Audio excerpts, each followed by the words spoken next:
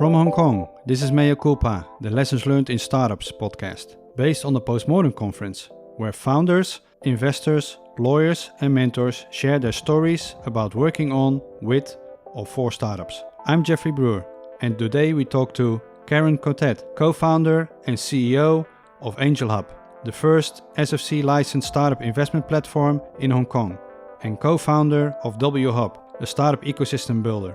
And she started her career as a trader in banking. Welcome, Karen.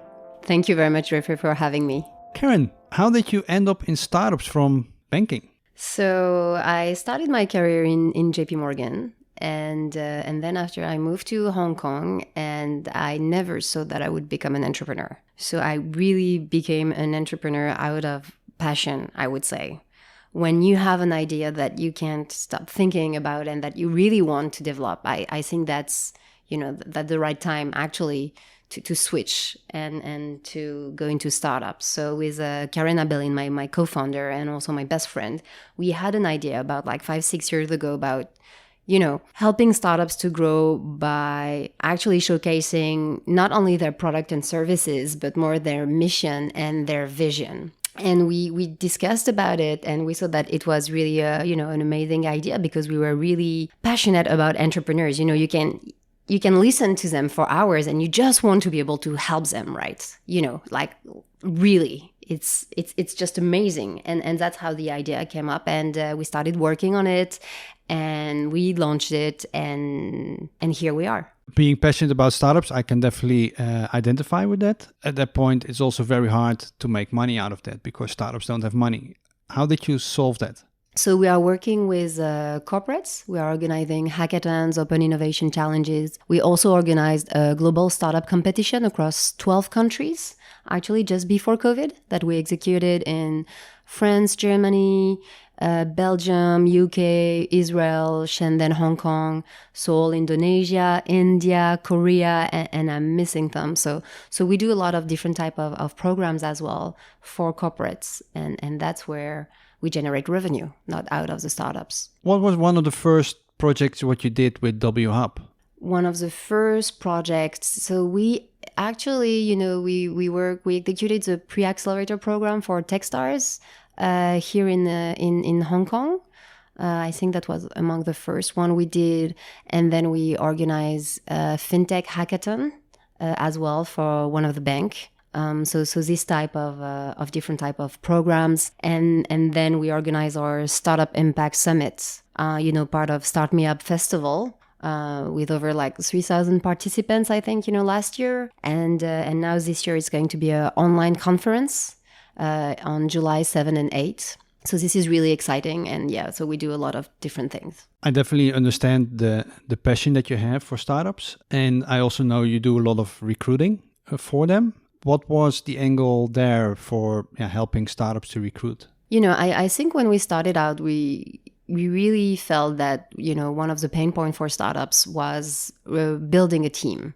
You're starting out, you don't have a brand, people don't know you, and you definitely need a team to scale. It's good to have a good founding team in order just to start, to build your first MVP, but you only have 24 hours in one day, right? So how much can you do? So you really need to build a team, and it's super hard when you're just starting out and, you're competing in terms of, other type of recruitment platform against KPMG, JP Morgan, or this type of big brand, and you are just, a kind of a nobody. And why people will want to go and work for startups, right?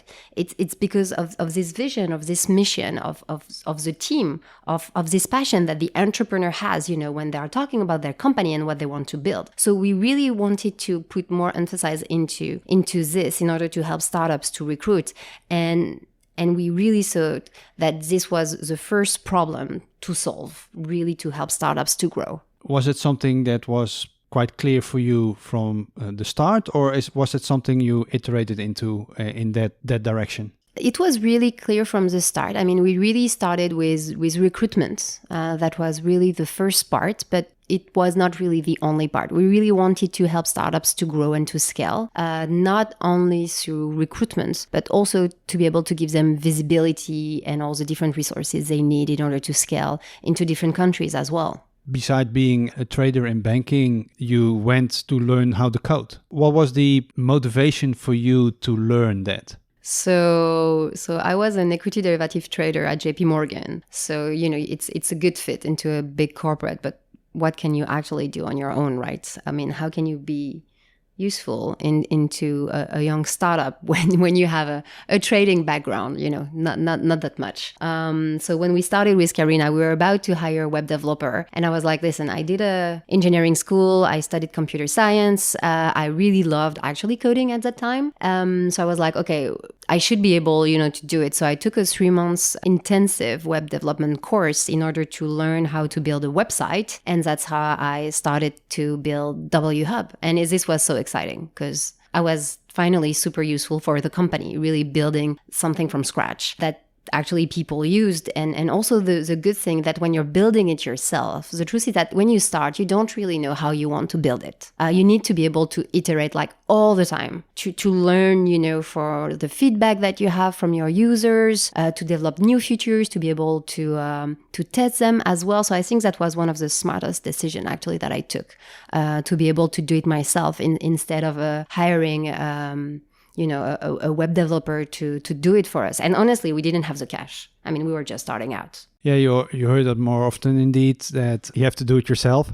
I can totally understand that. I'm originally a mechanical engineer by education, and at that point it also influenced my daily thinking. How does being able to code help you in your current daily activities? I think when you're an engineer, what you learn during your engineering years of studying is really how do you solve problems. You are given some set of tools and you need to use them to solve a problem, to define the problem, in the right way, and then to be held by the right data and all these kind of things. So as an entrepreneur, what you do is you solve problems all the time. And it's not a bad thing, right? You have to identify, the problem and then to come up with a solution. And you need it to be backed by data and by really irrational thinking. Because actually everything that you think is true can only be true if you back it up with data. And at the beginning, when you start, you have no data. So you put your assumption on papers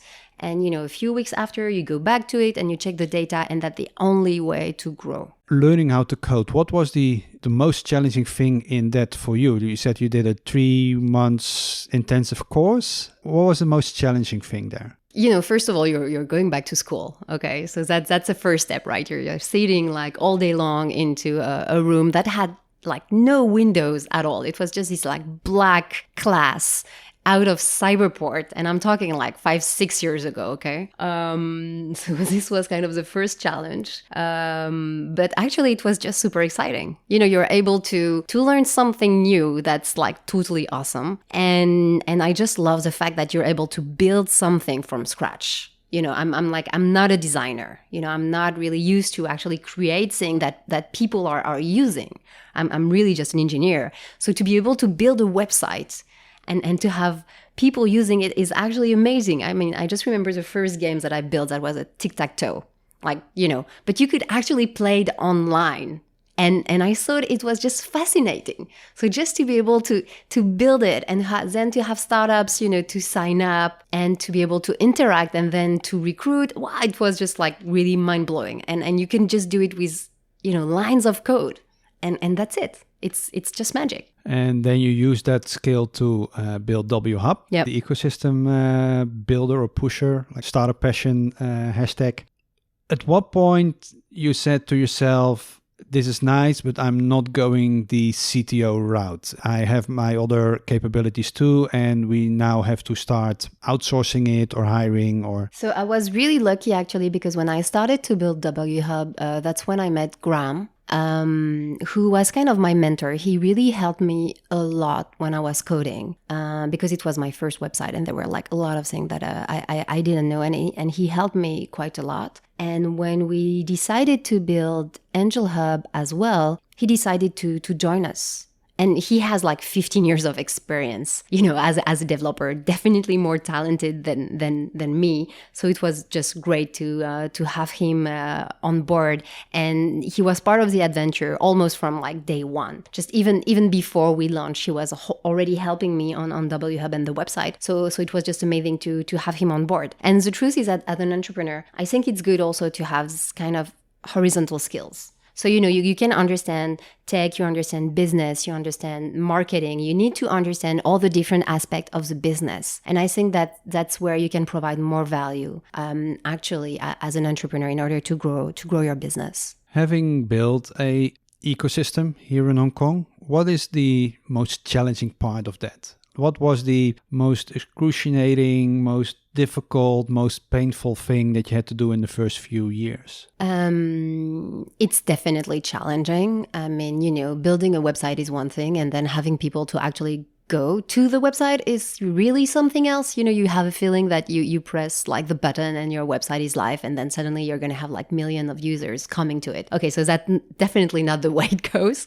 So you need to go out there, you need to get yourself known, you need to go and talk to the startups. I mean, I just remember even like the first 100 like startups that sign up, you need to go and like kind of be with them, to really show them the value of actually registering on a platform, that is just starting out. So that's like super challenging. And at the beginning when we started, nobody was talking about tech and startups in Hong Kong. Like nobody. You had like no media attention. You had no big conference. Corporates didn't care. People didn't really know what it was. You had about 500 startups maybe, 1 or 2 events per week. It was really the beginning. So, it was really a good timing to start, but also it was really challenging because people didn't really see what you were seeing and the whole potential of this ecosystem that really managed to scale exponentially. So of course, it's hard when you start because you're challenged all the time. You need to be like super convinced of what you do. And on the other side, you need to be able to get the feedback. Am I doing it right? How should I scale? How should I grow? Who should I listen to? Am I too stubborn, or is it actually the right decision to take? It's actually quite hard. So that's why I think it's amazing just to be at least 2 entrepreneurs in a founding team.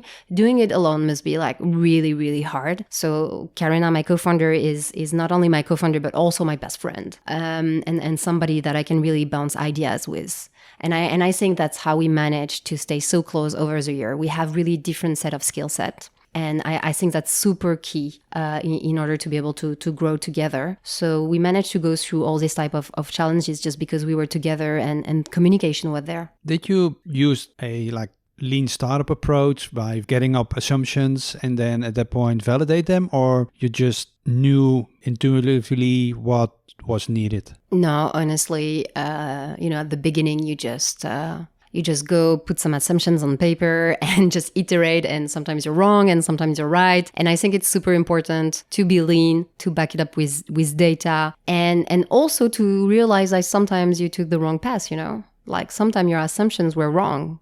You don't think like everybody else all the time. You cannot actually guess all the time what people need and what they want, right? Of course, because we're all different, right? So yeah, we definitely took a lean approach in order to scale. And that's the best way to go. You start with a few features and then you iterate in order to find the right one, and then you grow. Of course, especially here in Hong Kong, you started 2014 with that? Yeah. When I arrived here in the beginning of 2011, it was even a more desolate place when it comes to startup. There was well counted 1 co-working space at that point. Now I think there are, I don't know, 80, 90, I something cannot like count. that. Probably now a little bit less with the COVID issues, but I wouldn't say that co-working spaces are an indication of startup well-built ecosystems, but it gives some indication of that. But around that route, you probably met also a lot of people, some of them very helpful, some of them a little bit less helpful, some of them full of nice stories, but not a lot of substance, and vice versa. How, for yourself, do you make a assessment of that when you see people? Do you, at that point, make an evaluation for yourself to engage or not to engage? Or how do you pick your people that you're going and build this ecosystem with? Because you're building an ecosystem with a lot of outside people, a lot of people that you're depending on, partners, sponsors. How do you make an assessment of that? I think it's just like building a startup, right? We have over 500 partners worldwide, so definitely that makes a lot of people. And you can only, back it up by data. So the thing is really to try to do things together, and that's how you see whether it fits or not. And you see that there are some partners that you work better with and some that you don't. And it's actually okay. And it also really depends on what you're trying to do as well. So I think it's really, same as usual, just, testing again and again and again. And, when we did like the global startup competition, in 12 countries, we really managed to do it just really also because thanks to our partners, because it's very difficult to execute this in 12 different cities worldwide. So thanks to all our partners, and that's how you see how you can work together and really help each other to grow and really to showcase the ecosystem.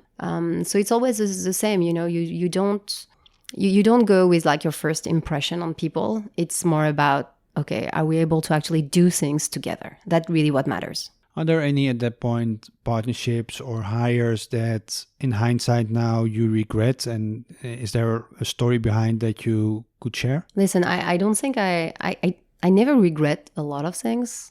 We do make, of course, a lot of mistakes, but you learn out of it and you try not to do it again. I mean, some people are definitely fake. It's true. You definitely see it. And learn it, over time, that actually they don't do anything, they don't deliver, but you need to test it. You need to make up your own opinion about them. And that's really the way to go. And sometimes it's your fault and sometimes it's not. I don't think I have really one example in particular, but I think it's always the same type of relationship that you have either with the people on your team, your partners, your investors, your co-founders. You start and you try to make things, and sometimes it works and sometimes it doesn't. But you can only actually say this once you've tried, and I think that's the biggest learning, really. W Hub, where you started out with, is built by 2 female co-founders. What was at that point, especially in the beginning here in Hong Kong, in my point of view, a lot of the startup ecosystem was male-oriented. How did you see yourself playing a role promoting female founders? I also know that you're a co-founder for Women Who Code. How did you see yourself as a role model in that sense? So I went to an engineering school in Canada, and we were like 5% of like female. So, and then after I was a trader at JP Morgan, I was the only like woman on the trading floor as a trader. So let's say that I've always been into a male-dominated environment. So I don't really care. I never really actually noticed it until someone really pointed out to me. So I think that's why I really didn't see it as a problem, or as a potential stop for me in terms of really developing my company. I've done a lot of different kind of talk on women empowerment and especially for more like younger people as well. But I think education is not only to the younger people, but actually to like more mature people, because they are the ones that are raising the kids, right? So if they don't believe of like their son and their daughter having equal potential, then it's kind of dead from the start. I don't really see myself as a role model, honestly. I don't. I don't really talk a lot about me being a woman into this field. I think I really never think about it. I really don't, because I want people to talk about my company because of what we do, and not because the fact that we are 2 female founders. That's really something that I'm not keen to. I want, it's about what we do. And I think that's the most important part. We are lucky to be in Hong Kong, and to have helpers for the kids. And definitely that helps a lot. But then it's a discussion with your partner in terms of, how do you want to focus? How do you want to raise your family? So that's really a different story. And it can work for both male and female, right? So I think, we need to have definitely more female founders. That's for sure, because diversity is key. Diversity in terms of nationality, in terms of age, and in terms of gender, but like really in terms of everything. If I can help, just to show that, yes, it's possible to be a woman, to be in fintech, to be an engineer, to be coding as well. I think that's great. But I think it's because also my mom was an engineer. So I never thought that would be a problem for myself. So maybe it's because I had the right role model as well. I definitely agree with that. It's about what you produce and not your heritage or if you're female or male. But I have some actually funny stories. So one time when we were fundraising with Karina, I think one of our potential investors asked us if we were to choose between our kids and our company, what would we do? And honestly, that was such a stupid question. It's like, would you ask this a guy, right? I mean, it's like totally stupid. And also, I think I remember also one time I was on a panel with Mikkel from 8 Securities. I mean, SoFi now. He has like 4 kids. Okay, I have 2. And of course, at the end of the panel, I got the question, oh, how do you manage, working so hard and having 2 kids? And I was like, oh, maybe you should ask Mikkel because he actually has like 4 kids. So I think it might be more challenging for him than for myself. So, you just need to take it with a smile. Because people will always ask you this question. And unfortunately, they will never ask it to a male. I think with the FinTech Association, we did a lot of kind of lobbying as well to have always a woman on a panel. And I think it's because when you're used to have a lot of the usual speakers, you don't really, it's the same for everybody, right? You don't go outside your comfort zone, which is finding new speakers or, trying to have more diversity because you stay into your inner circle. And I think we did a good job for it. And at the end, the people that will stay are the people that have the skills, whether they are like female or male.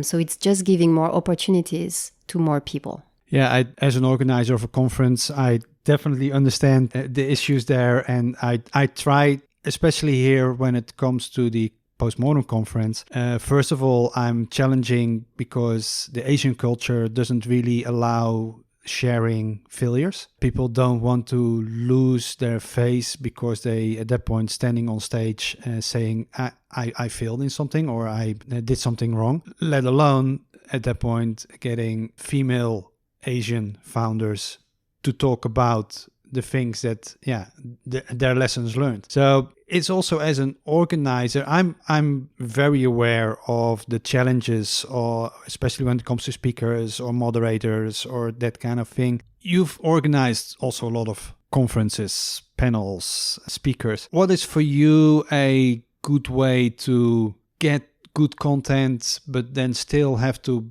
battle the challenges of Asian culture, the challenges of female founders? Actually, I cannot support this with data, but for me, it's very hard to get a female speaker to talk at the conference about a lessons learned. Up until now, I've always been successful to do it, but it's actually the challenging part of organizing an event here in Asia. I mean, let's face it, there are not that many women entrepreneurs to start with. Okay, so it's definitely challenging. I think there are a lot of like women network.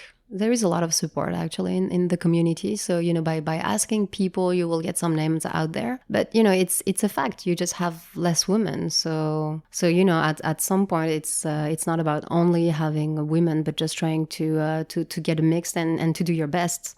And sometimes, you can find any. And I think it should be also okay as long as really, you try. And sometimes you have a panel only with men and it can happen, not for a full conference, like definitely. But, same thing as, not only having American or not only having European, but trying to get a mix. And that's where it comes also quite interesting. So diversity as a whole. After you're already working for a couple of years on W Hub, you as a group also decided to do Angel Hub.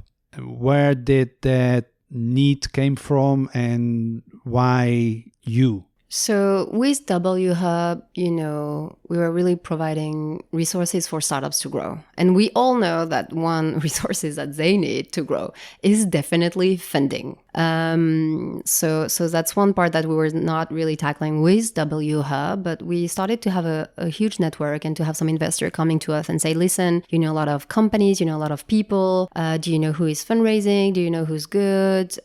Because, early stage investment is really about the people as well, much more than data, because actually you don't have a lot of data points, right? And it's always something that we had on the back of our mind. So we decided to take the regulated path to apply for a SFC license that, of course, everybody told us that we will never get, of course. But come on, when you start a company, you always have so many people that telling you that you will never be able to do it. Just don't listen to them at some point. And then we actually got the license and launched the platform. And I have to admit, I'm so proud of what we are doing, which is really, providing additional capital to startups through a new source. You have VC, but you have a different source of capital, which is individual money, high net worth individual.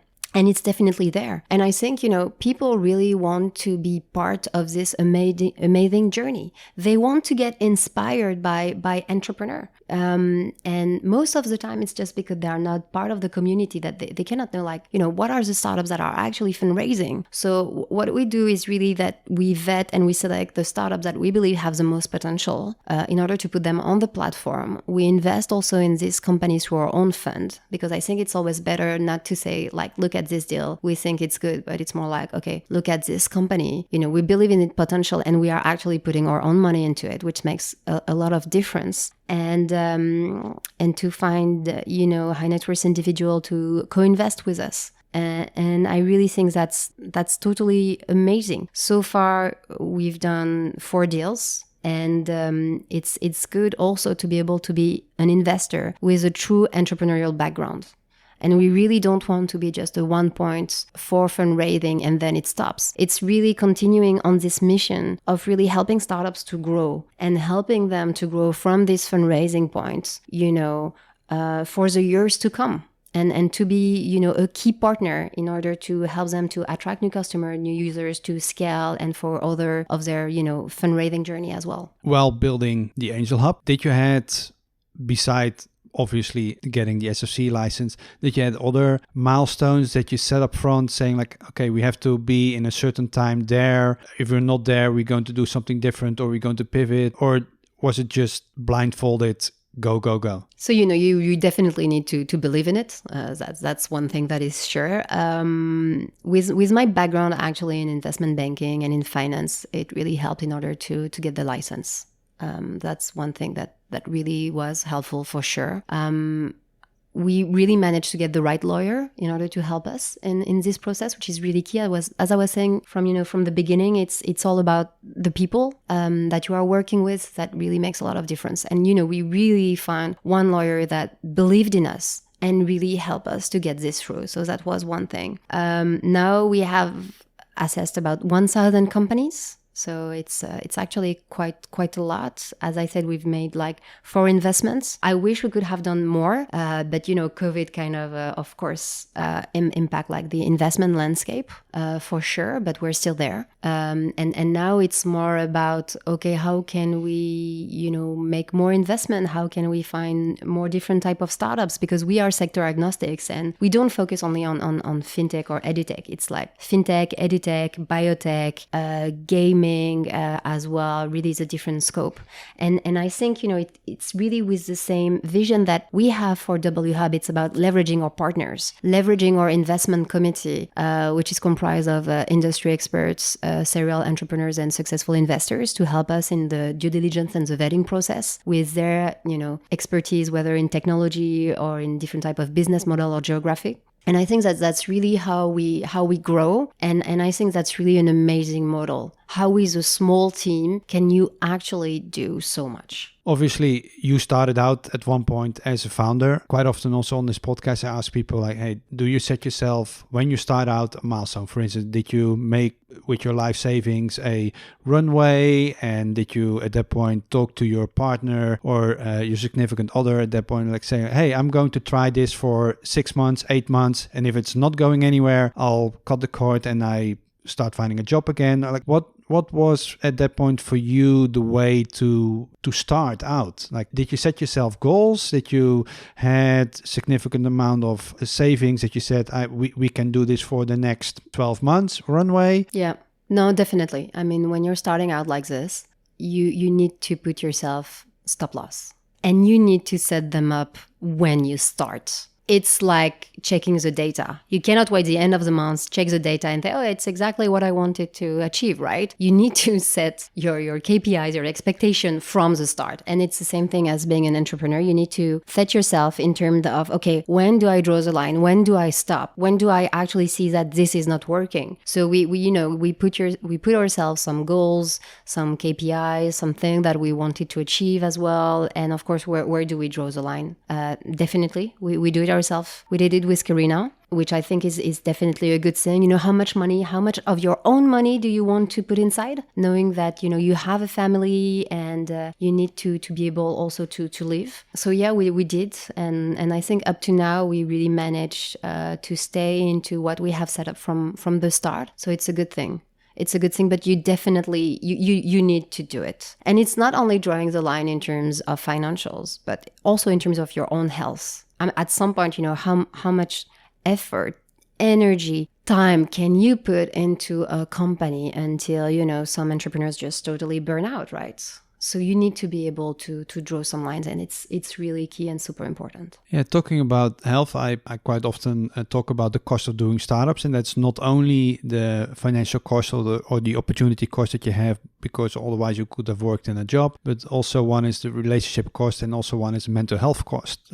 Like the mental health cost at that point, how were you able to cope with pressure? How were you able to cope with things that were thrown at you that were not operational but like mentally challenging? I do a lot of running, so I put myself into running, and then I switched into ultra trail. I did the Macleos, like 100 kilometers race, like in 22 hours. So that's really how I manage my stress through sports. Definitely, that's one way to do it. You all need to find your own way, but for me it works. Definitely, like sometimes you're just super exhausted. Sometimes it happens and you need to be able just to race like for 24 hours and just some time to sleep as well. Definitely it costs you a lot of your friends because you don't have time left. All you do really is working. And when you have kids, you need also to spare time for your family. So, at the end, it doesn't leave you a lot of time to go out and to be with your friends that are now doing something totally different from what you do. So sometimes they don't really understand also what you're going through, which is totally fine, right? But definitely there is a cost there in terms of the energy that you're putting into the family time that, you cannot have because you're also working on weekends as well. On evenings, I mean, you're doing events and conference as well, and it's definitely like a 24-hour job. I think I was working less when I was a trader than right now, because it never stops. When you're on holidays, you work at least 3, 4, 5 hours a day anyway, right? You're always with your phone, your laptop. I mean, this technology is just everywhere. You never stop. So there is a cost to it, but I think as long as you're passionate about it, it's not work. You don't feel it as work. You do it because you are enjoying it. Because when you see the result, when you manage to reach these goals that you set up, it's, first of all, for sure, it's never enough. Because as soon as you've accomplished something, you're already thinking about the next milestone. And sometimes you need to pause and to celebrate that us entrepreneurs are not really good at doing. Let's be honest. It costs you a lot. But what you're building, that's really what fuels you. You see it when you see your team, when you see even like these companies that we are investing in, you're really making a difference.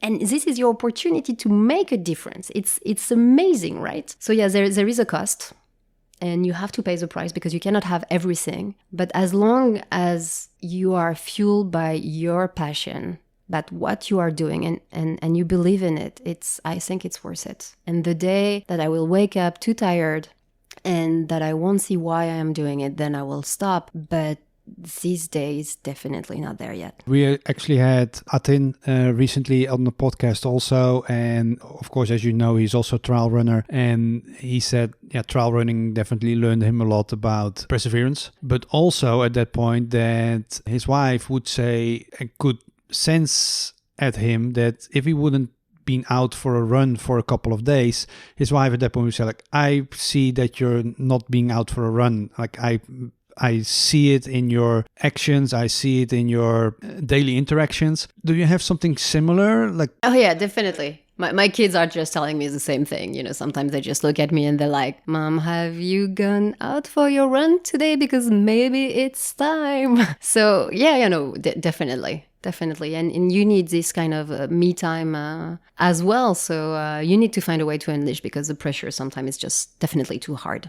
So yeah, and you need to find your own thing. Running, I feel like, is a good one. It doesn't cost you much as well, which is quite good. Are you a podcast runner? Are you a music runner? Or are you no earplugs and just run with my own thoughts? So I have the same like playlist. And I can listen actually to the same song for hours, to be honest. But I feel like after some time I don't hear it anymore. But yeah, I'm definitely listening to music, and usually I have these like 4 or 5 songs that are just, running over and over again, and I really enjoy it. What kind of music is that? Any type of power song, like I don't know, Eyes of the Tiger at some point, I guess that was one, or like this kind of thing, really, just to cheer you up and give you like this energy booster in order to make it to the next mile. As a founder, you often get advice.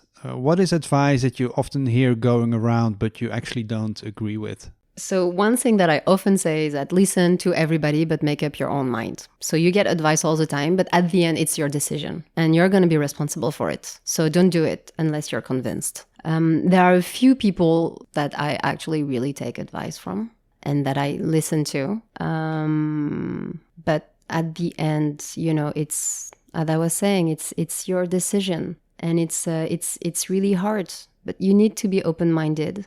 You need to listen, you need to look at the data. Of course, entrepreneurs are stubborn. I am as well, definitely, I'm sure. But it's difficult to find this balance. It's not easy. But at the end, as it's your decision, you need to be comfortable with it. Otherwise, you cannot do it. And what is the most valuable advice you ever gotten from somebody? Something that you still remember clearly as day from the day you got it? That it's always going to be that hard, actually. But you'll make through it. What is not a secret, but most people don't know about you? That's a very good question. So people know that I'm stubborn, so I think that's not a secret. People know that I'm French as well. Are you? A little bit. I grew up in Japan, so that's definitely one thing. I play drums to get the energy off. Like, I was playing guitar, but it's definitely not enough action for me. so maybe that's one thing that people don't know. Poor neighbors. Poor neighbors. Exactly. Is there one thing that you want people to take away from this talk? What would it be? I think one thing is that having an entrepreneur life it's not a dream.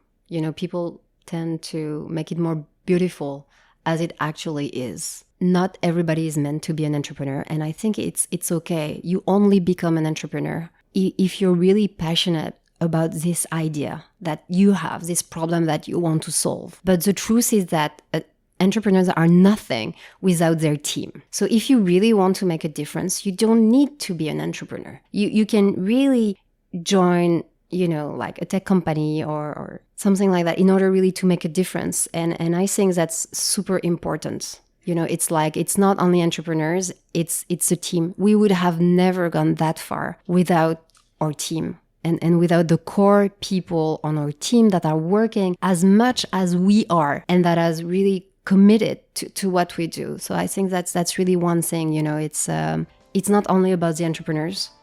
it's really about the team. Sometimes you also hear like it's okay to be a VP of engineering. Like not everybody can be and are founder material. So that's indeed correct, and I agree with that. So I want to thank you for your valuable insights and sharing of your lessons learned in startups. For the listeners, although the rating system of podcasts is hideous, if you like the Mea Culpa series, you can rate this podcast with 5 stars and the motivation for the makers. I also want to thank Copy Ventures for making this series possible. This is Jeffrey Brewer, and normally I would say go out and build something meaningful, but in this COVID situation, I would just say go and build something meaningful.